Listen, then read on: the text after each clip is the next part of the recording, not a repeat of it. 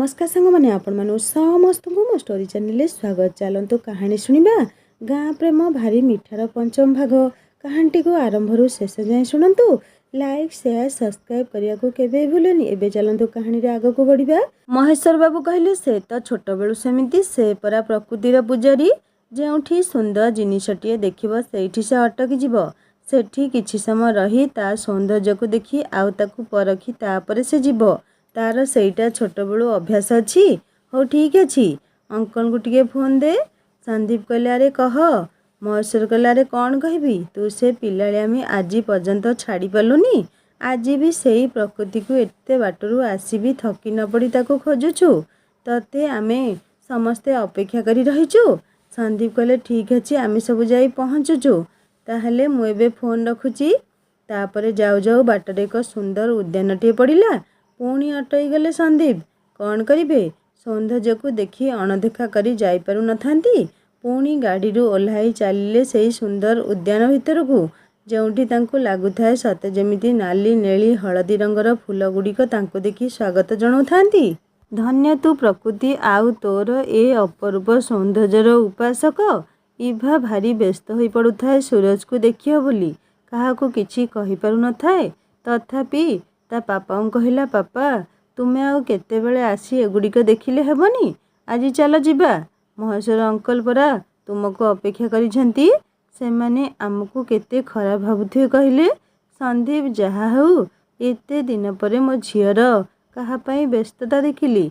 मते देखि भारी खुशी लागुची। श्रवण एपटे चुप चुप होई कहूथा इभा मो सूरज भाई बड़ भाग्यवान जहाकू तुम परी एक सुंदरी आउ सुशिक्षिता झीटी मिली।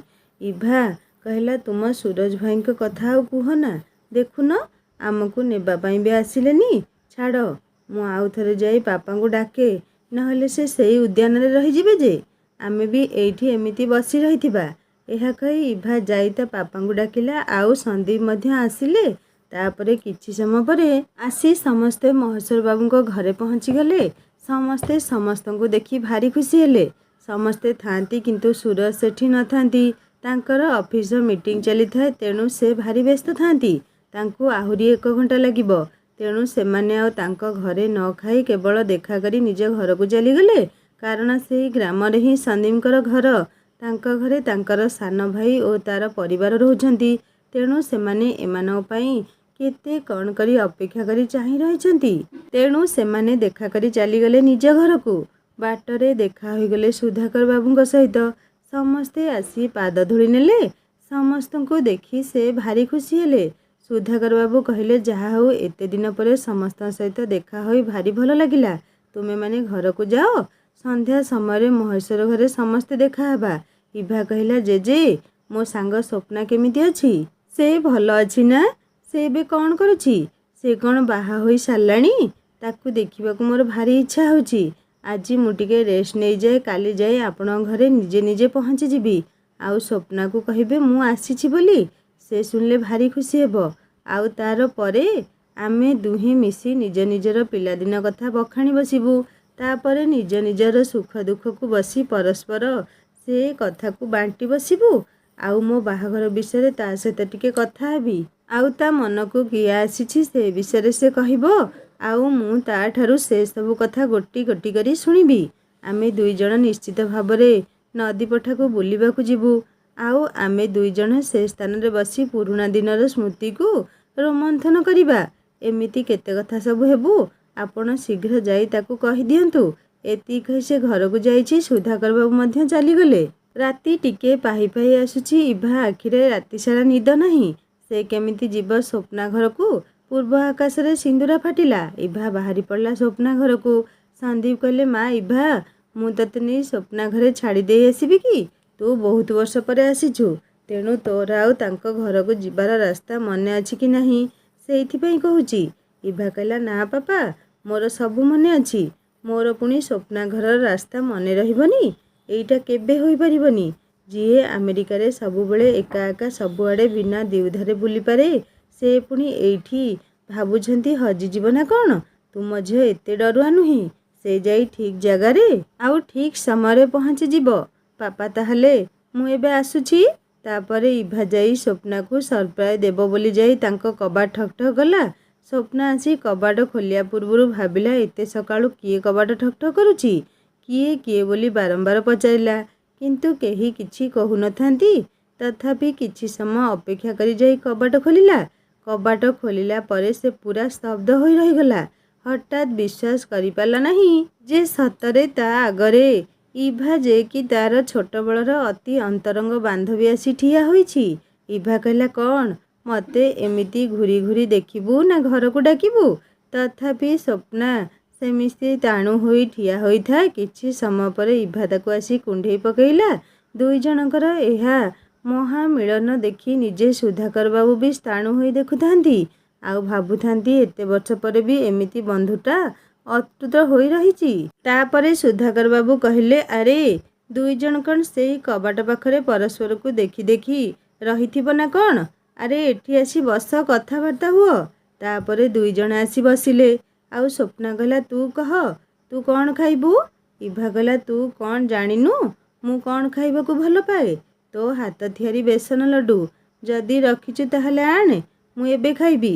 ସ୍ୱପ୍ନା କହିଲା, ଏଇ ତୁ କ'ଣ ସକାଳୁ ସକାଳୁ ବେସନ ଲଡ଼ୁ ଖାଇବୁ? ଆଗ କହ ତୋ ପାଇଁ କ'ଣ ବ୍ରେକଫାଷ୍ଟ ତିଆରି କରିବି? ତୁ ଯାହା କରିବୁ ମୁଁ ତାହା ଖାଇବି। ଶୁଣ, ତୁ ମୋ ପାଇଁ ବ୍ରେକଫାଷ୍ଟ ତିଆରି କର, ଆଉ ମୁଁ ଯାଇ ଟିକେ ସୁରଜଙ୍କ ପାଖକୁ ଗୁଡ୍ ମର୍ଣ୍ଣିଂ ମେସେଜଟା ପଠାଇଦେବି।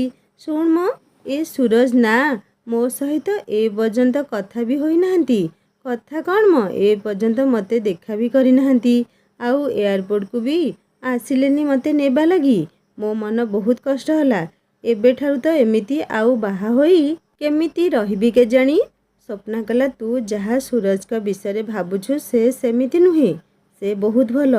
ତୁ ଯେମିତି ସେ ବି ସେମିତି। ତୁମେ ଦୁଇ ଜଣ ଏତେ ପାଠ ପଢ଼ି ଏତେ ବଡ଼ ଚାକିରି କରିଛ, ପୁଣି ଆମେରିକାରେ ରହୁଛ। ତଥାପି ତୁମ ଦୁଇ ଜଣଙ୍କର ଗର୍ବ ବୋଲି କିଛି ନାହିଁ। ଦୁଇ ଜଣ ଯାକ ସମାନ ସ୍ୱଭାବର। ଇଭା କହିଲା, ତୁ କ'ଣ ସୁରଜକୁ ଦେଖିଛୁ? ତାଙ୍କ ସହ କେବେ କଥା ହୋଇଛୁ? ମୁଁ ଦେଖୁଛି ତୁ ତାଙ୍କ ବିଷୟରେ ବହୁତ କଥା ଜାଣିଛୁ। ମୋତେ ଆଜି ସବୁ କହ। ସ୍ୱପ୍ନା କହିଲା, ଆରେ ନା ମ, ଥରେ ମାତ୍ର ଦେଖିଥିଲି ଆଉ କଥା ହୋଇଥିଲି। ସେତିକିରେ ତାଙ୍କୁ ଯେତିକି ବୁଝିଛି ଆଉ ଯେତିକି ଦେଖିଛି ସେତିକିର ଅନୁଭୂତି ନେଇ ତୋତେ କହୁଛି। ଇଭା କହିଲା, ଛାଡ଼ ତାଙ୍କ କଥା, ଚାଲ ଆମେ ଯିବା ଖାଇବା। ତୋ ହାତ ରନ୍ଧା ଖାଇବାକୁ ମୁଁ ବହୁତ ବର୍ଷ ହେଲାଣି ଅପେକ୍ଷା କରିଥିଲି। ଆଜି ଆଉ ଅପେକ୍ଷା କରିବିନି, ଶୀଘ୍ର ଦେ, ମୁଁ ଖାଇବି। ସ୍ୱପ୍ନା କହିଲା, ତୋ ଖାଇବା ହୋଇଗଲାଣି, ଆସ ଖାଇବୁ। ତୁ ଏଇଠି ବସ, ମୁଁ ଜେଜେଙ୍କୁ ଡାକେ, ଆମେ ତିନି ଜଣ ମିଶି ଖାଇବା। ବହୁତ ଭଲ ଲାଗିବ। ତୁ ବସ, ମୁଁ ତାଙ୍କୁ ଡାକୁଛି। ତାପରେ ସମସ୍ତେ ବସି ଖାଇଲେ। ଖାଇସାରି ବେସନ ଲଡ଼ୁ ମଧ୍ୟ ଦେଲା। ଇଭା ଖାଇସାରିଲା। ଆଉ ତାପରେ କିଛି ସମୟ ଟିକେ ବସିବା, ତାପରେ ଯାଇ ଘରକୁ ଯିବୁ। ଇଭା କହିଲା, ମୁଁ କ'ଣ ଏକା ଘରକୁ ଯିବି? ତୁ ବି ମୋ ସହିତ ଯାଇ ଆମ ଘର ଆଡ଼େ ଟିକେ ବୁଲି ଆସିବୁ। ପାପା ମାମା ଦୁଇ ଜଣ କହିଛନ୍ତି ତୋତେ ସାଙ୍ଗରେ ନେଇଯିବା ପାଇଁ। ମୁଁ ସୁଧାକର ଜେଜେଙ୍କୁ କହୁଛି, ଆମେ ଦୁଇ ଜଣ ସାଙ୍ଗ ହୋଇଯିବା। ତାପରେ ଦୁଇ ଜଣ ମିଶି ଗଲେ ଇଭାର ଘରକୁ। ଇଭାର ମାମା ସ୍ୱପ୍ନାକୁ ଦେଖି ଭାରି ଖୁସି ହେଲେ। ସେ ମଧ୍ୟ ସ୍ୱପ୍ନାକୁ ନିଜ ଝିଅ ପରି ବହୁତ ଗେହ୍ଲା କରନ୍ତି। ଆଗ ତାକୁ ଦେଖି ଗେହ୍ଲା କରି ପକାଇଲେ ଆଉ କହିଲେ, ମୋ ଝିଅକୁ ମୁଁ କେତେ ଦିନ ହେଲା ଦେଖିନଥିଲି। ଆମେରିକାରେ ତୋ କଥା ମୋର ପ୍ରତି ମୁହୂର୍ତ୍ତରେ ମନେ ପଡ଼େ। ଆଉ ଇଭା ମଧ୍ୟ ତୋତେ ସବୁବେଳେ ମନେ ପକାଏ। ଆଉ ମା, ତୁ ଜାଣିଛୁ ନା ନାହିଁ, ତୁମେ ଦୁଇ ଜଣ ଅନ୍ତରଙ୍ଗ ବାନ୍ଧବୀ ବୋଲି ଆଜି ଦୁଇ ଜଣ ଯାକ ଦୁଇ ଯା ହେଉଛ। ଦୁଇ ଜଣ ଯାକ କହି ଉଠିଲେ, ମାନେ? ଇଭାର ମାମା କହିଲେ, ମାନେଟା ଏଇଆ ଯେ ଇଭା ସୁରଜକୁ ବାହା ହେବ ଆଉ ସ୍ୱପ୍ନା ଶ୍ରବଣଙ୍କୁ ବାହା ହେବ। ଆଉ ଦୁଇ ଜଣଙ୍କର ଗୋଟିଏ ବେଦିରେ ବାହାଘର ହେବ। ଆଉ ଆମେ ଦୁଇ ଜଣ କନ୍ୟାଦାନ କରିବୁ ଦୁଇ ଜଣଙ୍କର। ସ୍ୱପ୍ନା ପ୍ରଥମେ କିଛି ବୁଝିପାରିଲା ନାହିଁ। ସେ କେବେ ସ୍ୱପ୍ନରେ ବି ଭାବିନଥିଲା ଯେ ତାର ବାହାଘର ପୁଣି ଶ୍ରବଣ ସାଥିରେ। ଏ କଥା ନିଶ୍ଚୟ ଜେଜେ ଜାଣିଥିବେ, ହେଲେ ମୋତେ କିଛି କହିନାହାନ୍ତି। ସ୍ୱପ୍ନା ଯେତେବେଳେ ଠାରୁ ଇଭା ମାମାଙ୍କଠାରୁ ତା ବାହାଘର ଶ୍ରବଣ ସହିତ ହେଉଛି ବୋଲି ଶୁଣିଲା ଓ ଏ କଥା ଜେଜେ ନିଶ୍ଚୟ ଜାଣିଛନ୍ତି ବୋଲି ଜାଣିଲା, ସେତେବେଳଠାରୁ ତା ମନ ଭାରି ଦୁଃଖ ହୋଇଯାଉଥିଲା। ସେ ଆଉ ଇଭା ଘରେ ରହିବାକୁ ଇଚ୍ଛା କରୁନଥିଲା। ସେ ବ୍ୟସ୍ତ ହେଉଥାଏ କେମିତି ଇଭା ଘରୁ ଗଲେ ଆଗ ଜେଜେଙ୍କୁ ଏ ବିଷୟରେ ପଚାରିବ। ତାପରେ ଇଭା ଘରୁ ବୁଲାବୁଲି କରି ଯାଇ ଘରେ ପହଞ୍ଚିଗଲା। ଆଗ ଘରେ ଯାଇ ଚୁପ୍ ହୋଇ ଗୋଟିଏ କୋଣରେ ବସି ରହିଲା। କିଛି ସମୟ ଚାଲିଗଲା ପରେ ଜେଜେ ଆସି କହିଲେ, ଆଲୋ ମା, ସେତେବେଳଠାରୁ ଆସି ସେଇ କୋଣରେ ମନକୁ ମାରି ମୁହଁକୁ ଶୁଖାଇ ବସିଛୁ ଯେ ବସିଛୁ। ତୋର କ'ଣ ହୋଇଛି ଯେ? ଇଭା ଘରୁ ଆସିଲା ବେଳଠାରୁ ଏମିତି ହୋଇ ବସିଛୁ। ତୋର କ'ଣ ହୋଇଛି କହ ମୋତେ। ଇଭା ଘରେ ତତେ କିଏ କ'ଣ କହିଲା ନା କ'ଣ? ସ୍ୱପ୍ନା ସେମିତି ସବୁ କଥା ଶୁଣୁଥାଏ କିନ୍ତୁ କିଛି କହୁନଥାଏ। ଜେଜେ କହିଲେ, କ'ଣ ମୋ କଥା ତତେ ଶୁଭୁଛି ନା ନାହିଁ? ମୁଁ ଏଠି ଏତେ କଥା କହିସାରିଲିଣି, ତୁ କିନ୍ତୁ କିଛି କହୁନୁ। କ'ଣ ହୋଇଛି ତୋର? ସ୍ୱପ୍ନା କହିଲା, ଜେଜେ ତୁମେ ମୋର ବାହାଘର ଶ୍ରବଣଙ୍କ ସହିତ ଠିକ୍ କରିଛ। ଜେଜେ କହିଲେ, ମୁଁ ତ ବାହାଘର ପାଇଁ ରାଜି ହୋଇଛି କେବଳ ନିର୍ମଳା ଭାଉଜଙ୍କ ପାଇଁ। କାରଣ ମୋର ଅସୁବିଧା ସମୟରେ ସେ ହିଁ ଜଣେ ମୋ ପାଖରେ ସବୁବେଳେ ସହାୟତାର ହାତ ବଢ଼ାଇଛନ୍ତି।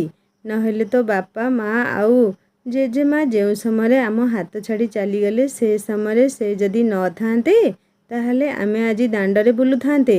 ତାଙ୍କରି ଲାଗି ଆମେ ଆଜି ଭଲରେ ଅଛେ। ତାପରେ ଶ୍ରବଣ ତ କିଛି ଖରାପ ପିଲା ନୁହେଁ। ସେ ବି ଉଚ୍ଚ ଶିକ୍ଷିତ ଆଉ ଦେଖିବାକୁ ସୁନ୍ଦର ଆଉ ଭଲ ସ୍ୱଭାବର ମଧ୍ୟ। ଆଉ ଆଠାରୁ ଅଧିକ କ'ଣ ଦରକାର? ସେଥିପାଇଁ ମୁଁ ରାଜି ହେଲି। ଆଉ ଗୋଟିଏ କଥା ହେଉଛି ନିର୍ମଳା ଭାଉଜଙ୍କ ଶରୀରର ଅବସ୍ଥା ଏମିତି ଯେ ମୁଁ ତାଙ୍କ କଥାକୁ କାଟିପାରିଲି ନାହିଁ। ତାପରେ ସବୁଠୁ ବଡ଼ କଥା ହେଲା ତାଙ୍କ ପରିବାର ପ୍ରତିଟି ସଦସ୍ୟ ତତେ ବହୁତ ସ୍ନେହ କରନ୍ତି। ଆଉ ମୁଁ ଏତିକି ଜାଣିଛି, ତୁ ସେଠିକି ବୋହୂ ହୋଇଗଲେ ମୋର କିଛି ଚିନ୍ତା ରହିବନି। ମୁଁ ଶାନ୍ତିରେ ମରିପାରିବି। ଆଉ ତୋ ବାପା ମାଆଙ୍କୁ ଦେଇଥିବା କଥା ମୁଁ ଠିକ୍ରେ କରିପାରିଛି ବୋଲି ଭାବିବି। ଠିକ୍ ଏହି କଥା କହିସାରିଛନ୍ତି କି ନାହିଁ ହଠାତ୍ ତାଙ୍କ ପାଟି ଖନି ମାରି ଆସୁଥାଏ ଆଉ ଧୀରେ ଧୀରେ ସେ ଶବ୍ଦହୀନ ହୋଇଯାଉଥାନ୍ତି। ଏହି ସମୟରେ ସ୍ୱପ୍ନା କହିଲା, ଜେଜେ ତୁମର କ'ଣ ହେଲା କହି ଭୋ ଭୋ କରି କାନ୍ଦି କହୁଥାଏ। ଜେଜେ ତୁମେ ମୋତେ କଥା କୁହ। ତୁମ କଥା ଅନୁସାରେ ମୁଁ ନିଶ୍ଚୟ ବାହା ହେବି। ଏଥର ଟିକେ ଉଠ ତ। ତାପରେ କିଛି ସମୟ ଗଲା ପରେ ସୁଧାକର ବାବୁ ଉଠି ଆଖି ଖୋଲିଲେ ଆଉ କହିଲେ, ମା ସ୍ୱପ୍ନା ମୋତେ ଟିକେ ପାଣି ଦେ ପିଇବା ପାଇଁ। ତାପରେ ସ୍ୱପ୍ନା ଆଣି ପାଣି ଦେଲା ପିଇବା ପାଇଁ। ଆଉ ଜେଜେଙ୍କୁ କୁଣ୍ଢାଇ ଧରି କାନ୍ଦି ପକେଇଲା ଆଉ କହିଲା, ଜେଜେ ତୁମର ଏଇ ଅବସ୍ଥା ଦେଖି ମୋ ମୁଣ୍ଡ ଆଉ କାମ କଲାନି। ତୁମର କିଛି ହୋଇଗଲେ ମୁଁ ବଞ୍ଚିପାରିବି ନାହିଁ। ତୁମକୁ ଛାଡ଼ି ବାହା ହେବାକୁ ମୋର ଇଚ୍ଛା ନାହିଁ। ତୁମକୁ ଏକା ଛାଡ଼ି ମୁଁ କେଉଁଠି ଶାନ୍ତିରେ ରହିବି ପାରିବି ନାହିଁ। ମୁଁ ତାଙ୍କୁ କହିଦେବି ମୁଁ ବାହା ହୋଇ ସାରିବା ପରେ ତୁମେ ମୋ ପାଖରେ ଯାଇ ରହିବ। ଏହି କଥା ଅନୁସାରେ ସେ ଯଦି ରାଜି ହେବେ ତାହେଲେ ମୁଁ ସେଠି ବାହା ହେବି। ଜେଜେ କହିଲେ, ଆଲୋ ମା, ମୁଁ ତ ତୋ ପାଖରେ ସବୁଦିନେ ରହିବି। ତତେ ଛାଡ଼ି ମୁଁ କୁଆଡ଼େ ଯିବି? ତୋ ବିନା ମୁଁ ବି ରହିବା ଅସମ୍ଭବ। ତୁ ବ୍ୟସ୍ତ ହଅନା, ସବୁ କିଛି ସମୟ ଅନୁସାରେ ଠିକ୍ ହୋଇଯିବ। ତାପରେ ଜେଜେ ନାତୁଣୀ ଖାଇସାରି ଶୋଇଲେ। ତା ପରଦିନ ସକାଳ ମହେଶ୍ୱର ବାବୁ ଆଉ ସନ୍ଦୀପ ବାବୁ ଆସି ପହଞ୍ଚିଗଲେ ସୁଧାକର ବାବୁଙ୍କ ଘର ପାଖରେ। ସ୍ୱପ୍ନା ଆସି ଦୁଇ ଜଣଙ୍କର ପାଦ ଧୂଳି ନେଲା, ଦୁଇ ଜଣଙ୍କୁ ଚା ତିଆରି କରିକି ଦେଲା। ତାପରେ ସୁଧାକର ବାବୁ ତାଙ୍କର ନିତ୍ୟକର୍ମ ସାରି ଆସି କହିଲେ, ଆରେ ଦୁଇ ଜଣ ହଠାତ୍ ଆଜି ଏଠି ପୁଣି କ'ଣ ହେଲା? ମହେଶ୍ୱର ବାବୁ କହିଲେ, ଆପଣ ଟିକେ ଆମ ସହିତ ପଣ୍ଡିତଙ୍କ ପାଖକୁ ଯିବେ। ଏହା ମୁଁ କହୁନାହିଁ, ମା ମୋତେ କହିଛନ୍ତି ଆପଣଙ୍କୁ ସାଙ୍ଗରେ ନେଇଯିବା ପାଇଁ ଆଉ ଆମେ ଦୁଇ ପୁଅଙ୍କର ବାହାଘର ତାରିଖ ଠିକ୍ କରିବା ପାଇଁ। ସୁଧାକର ବାବୁ କହିଲେ, ଠିକ୍ ଅଛି, ଭାଉଜ କହିଛନ୍ତି ମାନେ ମୁଁ ନିଶ୍ଚୟ ଯିବି। ଆଉ ଡେରି କାହିଁକି କରିବା? ଶୁଭସ୍ୟ ଶୀଘ୍ରମ୍। ତାପରେ ତିନି ଜଣ ବାହାରି ଯାଇଛନ୍ତି ପଣ୍ଡିତଙ୍କ ପାଖକୁ। ସେଠି କିଛି ସମୟ ପଣ୍ଡିତଙ୍କ ପାଖରେ ଚାରିଜଣଙ୍କର ରାଶିକୁ ଦେଖି ଆଉ ଦିନ ତାରିଖ ଧାର୍ଯ୍ୟ କରାଗଲା। ଆଉ ଦୁଇ ଜଣ ଗୋଟିଏ ଦିନ ଆଉ ସେଇ ସମାନ ସମୟରେ ବିବାହ କରିବେ। ଆଉ 1 ମାସ ପରେ ବିବାହ ହେବ ବୋଲି ସ୍ଥିର ହୋଇଗଲା। ତାପରେ ସମସ୍ତେ ଆସିଲେ ମହେଶ୍ୱର ବାବୁଙ୍କ ଘରକୁ। ନିର୍ମଳା ଦେବୀ ଅପେକ୍ଷା କରି ବସିଥିଲେ ଏଇ ଶୁଭ ଖବରଟିକୁ ଶୁଣିବା ପାଇଁ। ଯେମିତି ସେମାନେ ଆସି ପହଞ୍ଚିଗଲେ ତାପରେ ନିର୍ମଳା ଦେବୀ ଆଗ ସୁଧାକର ବାବୁଙ୍କୁ ପଚାରିଲେ, ସୁଧାକର, ସବୁ ବୁଝିକରି ଆସିଲ ତ? ଆଉ କେବେ ଠିକ୍ କଲ? ସୁଧାକର ବାବୁ କହିଲେ, ଭାଉଜ ଆଜିକୁ ଆଉ ମାସେ ରହିଲା ବାହାଘର। ଆଉ ଦୁଇ ଜଣଙ୍କର ଏକାଠି ହିଁ ବାହାଘର ହେବ। ନିର୍ମଳା ଦେବୀ ଏ କଥା ଶୁଣି ଅତି ଆନନ୍ଦରେ ମହେଶ୍ୱତାକୁ କହିଲେ, ସମସ୍ତଙ୍କୁ ମିଠା ଆଣି ଦେ। ଆଜି ମୋର ଦୁଇ ନାତିଙ୍କର ବିବାହ ଦିନ ଆଉ ତାରିଖ ଧାର୍ଯ୍ୟ କରାଯାଇଛି। ଏହାଠାରୁ ବଳି ଆଉ ବଡ଼ ଖବର କିଛି ନାହିଁ। ମୁଁ ଏଇ କଥା ପଦକ ଶୁଣିବି ଆଉ ଦୁଇ ଜଣଙ୍କର ବାହାଘର ଟିକେ ଦେଖି ବୋଲି ମନ କରିଥିଲି। ମୋ ଜୀବନ ଥାଉ ଥାଉ ଦୁଇ ନାତୁଣୀ ବୋହୂଙ୍କୁ ଦେଖିବି ଆଉ ତାଙ୍କ ଦୁଇ ଜଣଙ୍କ ହାତରନ୍ଧା ଟିକେ ଖାଇବି। ନିର୍ମଳା ଦେବୀଙ୍କର ଏଇ କଥା ଶୁଣି ସୁଧାକର ବାବୁ କହିଲେ, ଭାଉଜ ଆପଣ କ'ଣ ଏକା ଖାଇବେ? ମୋତେ ସାଙ୍ଗ କରିବେନି? ନିର୍ମଳା ଦେବୀ କହିଲେ, ଏମିତି କ'ଣ କହୁଛ ତୁମେ? ତୁମକୁ ଛାଡ଼ି ଦେଇ ମୁଁ କ'ଣ କିଛି କରିପାରିବି ନା କେବେ କିଛି କରିପାରିଛି? ମହେଶ୍ୱରର ବାପା ଚାଲିଗଲା ପରେ ତୁମେ ହିଁ ତ ମୋ ପାଖରେ ସବୁ ପରିସ୍ଥିତିରେ ଠିଆ ହୋଇଥିଲ। ସେଦିନ କ'ଣ ମୁଁ ଏତେ ଶୀଘ୍ର ଭୁଲିଯିବି? ସେ ଦିନକୁ ଯଦି ମୁଁ ଭୁଲିଯିବି ତାହେଲେ ମୁଁ ତୁମ ନିକଟରେ କୃତଘ୍ନ ହୋଇଯିବି। ତେଣୁ ଆମେ 2 ଜଣ ମିଶି 2 ନାତୁଣୀ ବୋହୂଙ୍କ ଠାରୁ ସେବା ପାଇବା। ଏମିତି କଥା ହୋଇ ହସାହସି ହେଉଥାନ୍ତି। ଠିକ୍ ଏହି ସମୟରେ ସୁରଜ ଆଉ ଶ୍ରବଣ ଆସି ସେଠାରେ ପହଞ୍ଚିଗଲେ। ଆଉ ଶ୍ରବଣ କହିଲା, କ'ଣ ଜେଜେମା ଆଉ ସୁଧାକର ଜେଜେ, ତୁମେ ଭାରି ଖୁସି ଅଛ? କଥା କ'ଣ ଯେ? ଜେଜେମା, ଆରେ ତୁମମାନଙ୍କ ବାହାଘର କଥା ହେଉଥିଲୁ। ତୁମ 2 ଜଣଙ୍କର ବାହାଘର ଠିକ୍ ହେଲା। ଆଜିକୁ ଆଉ ମାସେ ରହିଲା।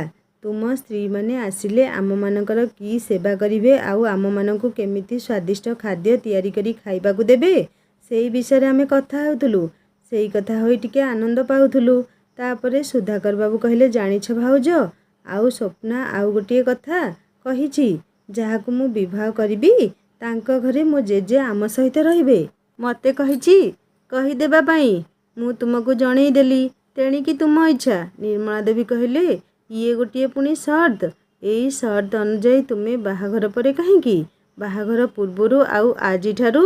ନା ନା, ଏଇ ମୁହୂର୍ତ୍ତରୁ ତୁମେ ଆମ ଘରେ ରହିବ।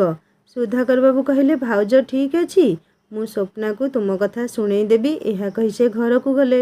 ସୁଧାକର ବାବୁ ଘରକୁ ଯାଇ ନିର୍ମଳା ଦେବୀ କହିଥିବା କଥା ସ୍ୱପ୍ନାକୁ ଶୁଣାଇଲେ। ସ୍ୱପ୍ନା ଏକଥା ଶୁଣି କିଛି କହିଲା ନାହିଁ, ଚୁପ୍ ହୋଇ ରହିଲା। ହଠାତ୍ ଇଭାର ଫୋନ୍ ଆସିଲା। ଆଉ ଇଭା କହିଲା, କ'ଣ ମୋ ସାନ ଯା, ଭଲ ଅଛ? ଏବେ ତୁମକୁ ସମୟ ହେବ ମୋ ସହିତ ନଦୀ ପଠାକୁ ଯାଇ କିଛି ସମୟ ବିତେଇବାକୁ? ନା ସମୟ ନାହିଁ? ଶୀଘ୍ର ଜଣେଇଲେ ମୁଁ ମୋ ପ୍ରସ୍ତୁତି ପର୍ବ ସାରି ତୁମ ଘରକୁ ଯିବି। ତୁମ ଘରୁ ଆମେ ସାଙ୍ଗ ହୋଇ ନଦୀ ପଠାକୁ ଆସିବା। ସ୍ୱପ୍ନା କହିଲା, ମୁଁ ମୋ କାମ ସାରିଲିଣି, ଏଥର ଆସେ। ତାପରେ ସ୍ୱପ୍ନାର କଥା ସରିଛି କି ନାହିଁ ଇଭା ଆସି ତା ଘରେ ହାଜର। ଦେଖ, ତୁ କହୁ କହୁ ମୁଁ ଆସି ପହଞ୍ଚିଗଲି। ଏଥର ଚାଲ ଯିବା। ତାପରେ ଧୀରେ ଧୀରେ ଗଜଗମନୀ ଚାଲିରେ ପହଞ୍ଚିଗଲେ ନଦୀ ପଠାରେ। ଆଉ ନଦୀ ପଠାରେ ବସି ଆରମ୍ଭ ହୋଇଗଲା 2 ଜଣଙ୍କର ଗପ। ଇଭା ଆରମ୍ଭ କଲା, ମୁଁ 2 ଦିନ ହେଲାଣି ଆସିଲିଣି, ହେଲେ ତୋ ଦେଢ଼ଶୁରଙ୍କର ଏ ପର୍ଯ୍ୟନ୍ତ ମୋତେ ଦେଖା କରିବା ପାଇଁ ସମୟ ମିଳିଲା ନାହିଁ। ଖାଲି ଦେଖା କରିବା କ'ଣ, ଫୋନ୍ କରିବାକୁ ବି ସମୟ ମିଳିଲାନି। କେମିତି କ'ଣ କରିବି କହ ତ? ତୁ ମୋତେ କ'ଣ ବାଟ ଦେଖା ଯେଉଁଥିରେ ସେ ମୋତେ ଦେଖା କରିବେ ଆଉ ଫୋନ୍ ବି କରିବେ? ତୁ ତ ତାଙ୍କୁ ଦେଖିଛୁ ଆଉ ଅଳ୍ପ ବହୁ ଜାଣିଛୁ। ତେଣୁ ତୁ ମୋ ପାଇଁ କିଛି ଗୋଟେ କର। ଆଉ ଗୋଟିଏ କଥା ତୋତେ କହିବି, ତୁ ଖରାପ ଭାବିବୁନି ତ? ସ୍ୱପ୍ନା କହିଲା, କ'ଣ କହିବା କଥା କହୁନୁ? ମୁଁ କ'ଣ ପାଇଁ ତୋତେ ଖରାପ ଭାବିବି କହ? ତୁ ପରା ସବୁଠୁ ମୋର ଭଲ ବାନ୍ଧବୀ। ତୋ କଥା ପୁଣି ମୁଁ ଧରିବି? ଶୀଘ୍ର କହ। ଇଭା କହିଲା, ଦେଖ, ଖରାପ ଭାବିବୁନି କି ମନ ଦୁଃଖ କରିବୁନି। ମୁଁ ଯେମିତି ବ୍ୟସ୍ତ ହେଉଛି ସୁରଜଙ୍କ ସହିତ କଥା ହେବା ପାଇଁ, କାହିଁକି ତୋଠାରୁ ତ ସେମିତି କିଛି ବ୍ୟସ୍ତତା ଦେଖିପାରୁନି ଶ୍ରବଣଙ୍କ ପାଇଁ। ଏଇ କଥା ଶୁଣି ସ୍ୱପ୍ନା ଟିକେ ରହିଗଲା। ସେ ଭାବିଲା, ଇଭା ମୋତେ କ'ଣ ପାଇଁ ଏମିତି କଥା କହିଲା। ତଥାପି କିଛି ସମୟ ପରେ କହିଲା, ତୁ ତାଙ୍କୁ ଜମା ଦେଖିନୁ ତ, ସେଇଥିପାଇଁ ତତେ ଟିକେ ବେଶୀ ବ୍ୟସ୍ତ ଲାଗୁଛି। କିନ୍ତୁ ମୁଁ ଥରେ 2 ଥର ହେଉ ଶ୍ରବଣଙ୍କ ସହିତ କଥା ହୋଇଛି, ସେଥିପାଇଁ ମୁଁ ଟିକେ ବେଶୀ ଭାବୁନି। ତଥାପି ମୁଁ ତୋ ମନ କଥା ବୁଝିପାରୁଛି।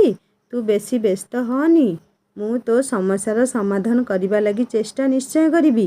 ଇଭା କହିଲା, ଏଇ ତୋ ପାଖରେ କ'ଣ ସମସ୍ୟା ସମାଧାନ ଯାଦୁ ଅଛି କି?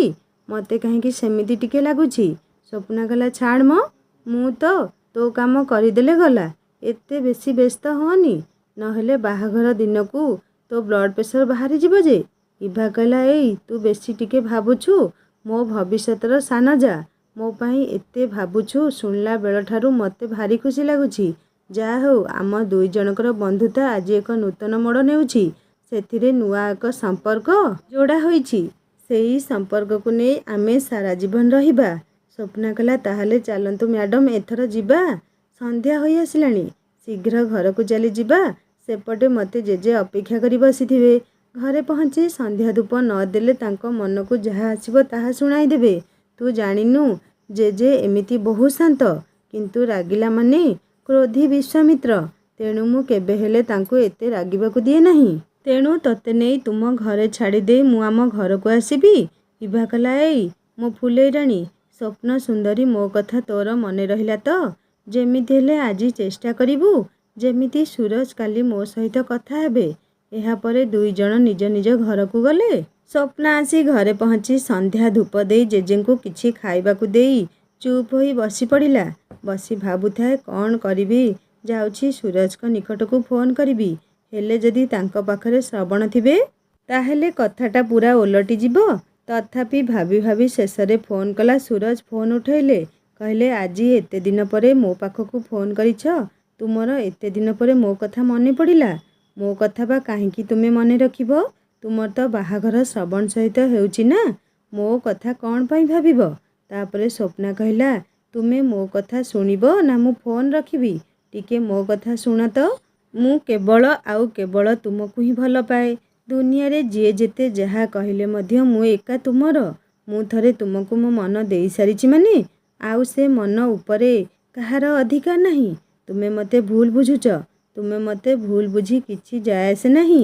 କିନ୍ତୁ ମୋ ପ୍ରେମକୁ କେବେ ସେମିତି ଭାବିବନି। ମୁଁ ତୁମକୁ ମନ ପ୍ରାଣ ଦେଇ ଭଲ ପାଏ ଆଉ ସବୁଦିନ ଏମିତି ଭଲ ପାଉଥିବି ମଧ୍ୟ। କେବଳ ପରିସ୍ଥିତିର ଦୋହାଇ ଦେଇ ଆଉ ସମସ୍ତଙ୍କର ମଙ୍ଗଳ ନିମନ୍ତେ ମୁଁ ଏ ନିଷ୍ପତ୍ତି ନେବାକୁ ବାଧ୍ୟ ହେଉଛି। ଏବେ ମୋତେ ବୁଝୁଛ ନା ନାହିଁ ତୁମେ? ସୁରଜ କହିଲେ ମୁଁ ସବୁ ଜାଣୁଛି, କିନ୍ତୁ ମୁଁ ତୁମକୁ ଛାଡ଼ି ରହିପାରିବିନି। ଏ ମନ ବେଳେବେଳେ ଭାରି ଆନ୍ଦୋଳିତ ହେଉଛି ଆଉ କହୁଛି ଏ ସୁରଜ ତୋ ସ୍ୱପ୍ନା ଆଉ କାହାର ହେବା ଆଗରୁ ତୁ ସମସ୍ତଙ୍କ ଆଗରେ ତୋ ଗୋପନ ନାୟିକାକୁ ଆଣି ଠିଆ କରିଦେ। ଯଦି ଏମିତି କରିବୁନି ତାହେଲେ ତୋ ଗୋପନ ନାୟିକା ସେମିତି ଗୋପନ ହୋଇ ରହିଯିବ ଆଉ ଗୁମୁରି ଗୁମୁରି ତୋ ପାଇଁ ଆଖିରୁ ଲୁହ ଝରାଉଥିବ। ହେଲେ ସ୍ୱପ୍ନା ମୁଁ ରହିପାରୁନି କି କାହାକୁ କହିପାରୁନି। ମୁଁ ତୁମ ଉପରେ ଅଭିମାନ କରି ଏମିତି କହିବିନି ତ କ'ଣ ଆଉ କରିବି? ସ୍ୱପ୍ନା କହିଲା ହଉ ଶୁଣ ମୋ କଥା। ଆମ ପ୍ରେମ ସେମିତି ଆଜି ବି ଜୀବନ୍ତ ଅଛି ଆଉ ସବୁଦିନ ଏମିତି ରହିଥିବ ମଧ୍ୟ। ତୁମକୁ ଗୋଟିଏ କଥା କହିବି, ତୁମେ ମୋ କଥା ରଖିବ? ମୋତେ ମନା କରିବନି ତ? ମୁଁ ବହୁତ ଆଶା ନେଇ ତୁମକୁ ଏ କଥା କହୁଛି। ସୁରଜ କହିଲା କ'ଣ କହୁନ? ମୋ ପ୍ରେମକୁ ଆଉ ଗୋପନ ନାୟିକାକୁ ଛାଡ଼ି ଆଉ ଯାହା କହିବ ମୁଁ ସବୁ ଦେବାକୁ ରାଜି ଅଛି। ତାହେଲେ କୁହ। ସ୍ୱପ୍ନା କହିଲା ତୁମେ ଇଭାକୁ ଆଉ କିଛି ଦିନ ପରେ ବିବାହ କରିବ। ସେ 2 ଦିନ ହେଲା ଆସିଲାଣି। ହେଲେ ତୁମେ ଏ ପର୍ଯ୍ୟନ୍ତ ତାହା ସହ କଥା ହୋଇନ କି ଫୋନ୍ ଟିକେ କରିନ କି ତାକୁ ଦେଖା ବି ଟିକେ କରିନ। ତା'ର ଦୋଷ କ'ଣ? ସିଏ ତୁମକୁ ବହୁତ ଭଲ ପାଏ ଆଉ ତୁମକୁ ବାହା ହେବ ବୋଲି ସେ ଆଜି 7 ଦରିଆ 13 ନଈ ପାର ହୋଇ ଏଠାରେ ପହଞ୍ଚିଛି। ହେଲେ ବାବୁ ଆମର ତା ସହିତ କଥା ହେଉନାହାନ୍ତି। ତୁମେ ଯେମିତି ହେଲେ ଏବେ ତାକୁ ଫୋନ୍ କରି କଥା ହେବ। ଏଇଟା ମୋର ତୁମ ପାଇଁ ପ୍ରେମ ଆଦେଶ। ଶୁଣ, ମୋତେ ଯଦି ତୁମେ ସତରେ ପ୍ରେମ କରୁଥିବ ତାହେଲେ ତାକୁ ଏବେ ଯେମିତି ହେଲେ ଫୋନ୍ କରିବ। ସୁରଜ କହିଲେ ମୁଁ ଏ କାମ କରିପାରିବିନି। ମୋ ଦ୍ୱାରା ଏ କାମ କଦାପି ସମ୍ଭବ ନୁହେଁ। ତୁମେ ମୋତେ କହୁଛ କେମିତି ଏମିତି କରିବା ପାଇଁ? ତୁମେ ମୋତେ ଏମିତି ତୁମ ମୁହଁରେ କହୁଛ ନା ତୁମ ମନ କହୁଛି ମୋତେ ତାହା ସହ ଦେଖା ପାଇ ଆଉ ତା ସହିତ କଥା ହେବାକୁ? ସ୍ୱପ୍ନା କହିଲା ମୋ କଥା ଶୁଣିବନି ତ? ଏମିତି ନ ହୋଇ ମୋ କଥା ଟିକେ ରଖ। ଦେଖ ତୁମେ ଯଦି ଏବେ କଥା ନ ହେବ ତାହେଲେ ମୁଁ ଆଜିଠାରୁ ତୁମ ସହିତ କଥା ହେବିନି କହୁଛି। ମୋ ଧନ ମୋ କଥା ଟିକେ ରଖ। ସବୁବେଳେ ମନେ ରଖିଥାଅ ଆମ ପ୍ରେମ ଯଦି ସତ ହୋଇଥିବ ତାହେଲେ ଆମକୁ କେହି ବି ଅଲଗା କରିପାରିବେ ନାହିଁ। କଥା ଟିକେ ହୋଇଗଲେ ଅସୁବିଧା କ'ଣ ହେବ ଯେ? ତୁମକୁ ମୋ ରାଣ ରହିଲା। ତୁମେ ଏବେ ତା ସହିତ କଥା ହେବ ଏଇଟା ତୁମ ଗେହ୍ଲେଇ ସ୍ୱପ୍ନା କହୁଛି। ତାହେଲେ ମୁଁ ଫୋନ୍ ରଖୁଛି। ତୁମେ କଥା ହୋଇ ମୋତେ ଫୋନ୍ କରିବ। ଏତିକି କହି ସ୍ୱପ୍ନା ଫୋନ୍ ରଖିଦେଲା ଆଉ ଆଖି ତା'ର ଲୁହରେ ଜକେଇ ଆସିଥାଏ। ଚାହିଁଲେ ବି କାନ୍ଦି ପାରୁନଥାଏ। ଭାରି କଷ୍ଟ ହେଉଥାଏ। ହେଲେ କ'ଣ କରିବ? ସେ ଆଜି ସମସ୍ତଙ୍କ ମଝିରେ ଏକ ଗୋଟି ସାଜିଯାଇଛି। ତାକୁ ଯିଏ ଯେମିତି ପକାଇବ ସିଏ ସେମିତି ପଡ଼ିବ। ସେ ପୁଣି ଭାବୁଥାଏ ସତରେ ମୁଁ ଯାହା କରୁଛି ସବୁ ଠିକ୍ କରୁଛି ତ? ପୁଣି ପର ମୁହୂର୍ତ୍ତରେ ଭାବୁଥାଏ ନା ମୁଁ ଯାହା କରୁଛି ସବୁ ଠିକ୍ ଅଛି। ଏମିତି ଭାବି ଭାବି ଯାଇ ଶୋଇଲା ବିଛଣା ଉପରେ ସେମିତି ଜିଅନ୍ତା ଶବ ଭଳି ପଡ଼ି ରହିଥାଏ ଆଉ ଭାବୁଥାଏ ମୋ ଜୀବନଟା କ'ଣ ଏମିତି? ତାପରେ ଏମିତି କେତେ କଥା ଭାବି ଭାବି ଶୋଇପଡ଼ିଲା। ସ୍ୱପ୍ନା ସକାଳୁ ସକାଳୁ ଉଠି ସବୁ ନିତ୍ୟକର୍ମ ସାରି ଟିକେ ବସିଛି କି ନାହିଁ ହଠାତ୍ ଇଭା ଫୋନ୍ କଲା। ଇଭା କହିଲା ତୋ କଥାରେ ପୁରା ଦମ୍ ଅଛି। ଜାଣିଛୁ ସୁରଜ ମୋତେ ସକାଳୁ ଗୁଡ୍ ମର୍ଣ୍ଣିଂ ମେସେଜ୍ କରିଥିଲେ। ମୋତେ ଭାରି ଖୁସି ଲାଗିଲା। ଯାହା ହେଉ ତୋ ଲାଗି ଏସବୁ ସମ୍ଭବ ହେଲା। ସତରେ ତୋ ଭଳି ବାନ୍ଧବୀ ମୋତେ ତ ଏ ଜନ୍ମରେ ମିଳି ମୋ ଜୀବନ ଧନ୍ୟ ହୋଇଯାଇଛି। ଭଗବାନଙ୍କୁ ଏତିକି ପ୍ରାର୍ଥନା କରିଛି ତୋ ଭଳି ବାନ୍ଧବୀଟିଏ ମୋତେ ସବୁ ଜନ୍ମରେ ମିଳୁଥାଉ। ଆଉ ଜାଣିଛୁ ସେ ଟିକେ ଫ୍ରି ହେଲେ ମୋତେ ଆଜି ନିଶ୍ଚୟ ଫୋନ୍ କରିବେ। ଆଉ ଗୋଟିଏ କଥା ଜାଣିଛୁ? ସ୍ୱପ୍ନା କହିଲା କହୁନୁ କି କଥା? ଇଭା କହିଲା ନା ଏବେ କହିବିନି ଟିକେ ପରେ କହିବି। ସବୁତକ ଏକାବେଳେ କହିଦେଲେ କିଛି ସିକ୍ରେଟ୍ ରହିବନି। ଇଭା କହିଲା ମୁଁ ତୋତେ ସେମିତି କହିବିନି। ତୋତେ ମୋ ଲାଗି କିଛି କରିବାକୁ ପଡ଼ିବ। ତାହେଲେ ମୁଁ କ'ଣ କରିବି?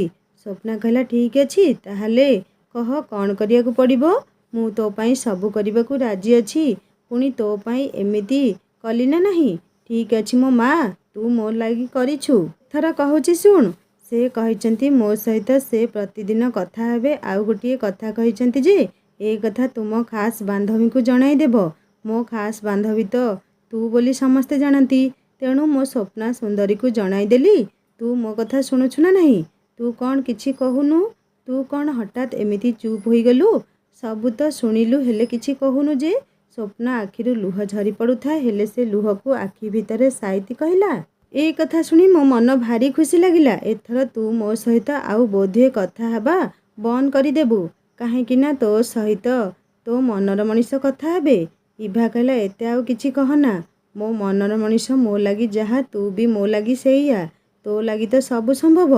नहेले कोउठु मो मनर मनीष आसी थांते कथा हेबा लागी। हठात स्वप्ना कहला ताहले तू फोन रख। मोर सबु काम रही गलानी। जेजे एबे बाहरु बुली बुली आसीबे। आउ तांको काम जदि ठीक रे न होइथिबो ताहले से बहुत रागी जिबे। तेणु मु फोन रखुची। तापरे स्वप्ना फोन रखी सारी मन को बहुत बुझाइबा को चेष्टा करुथाए हेले ता मनटा जमा बुझु न थाए। तथापि निजको आयतरे रखी सबु काम करि सारी जेजे कथा सबु बुझी निजे खाई सारी टिके जाई निज रूम रे बसी फोन ने बारंबार सूरज को पाखको फोन करने को चेष्टा करुथाए हेले हाथ पुणी फेरी आसुथाए।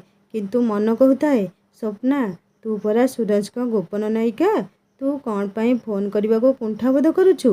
तापरे स्वप्ना निजको संभाली सांग माने सतर्कण सूरज स्वप्ना को भूली इभा को बाहाबे आउ स्वप्ना कौन सूरज को भूली श्रवण को बाहाब ताहा जानिबा एही कहानीर षष्ठ भागरे। कहानी केमिति लागुछि मते निश्चय कमेंट करी जणेबे। आउ जदि भल लागुथाए निहाती सब्सक्राइब टे करिवे सांग माने। आउ हिंदी स्टोरी चैनल विजिट करंतु। एही कहानीर डिस्क्रिप्शन में लिंक देइछि। कहानी सुनी सब्सक्राइब करिया को केबे भूलेनी। सुंदर सुंदर लव स्टोरी अपलोड हो जाइछि। रहुछि नमस्कार जय जगन्नाथ।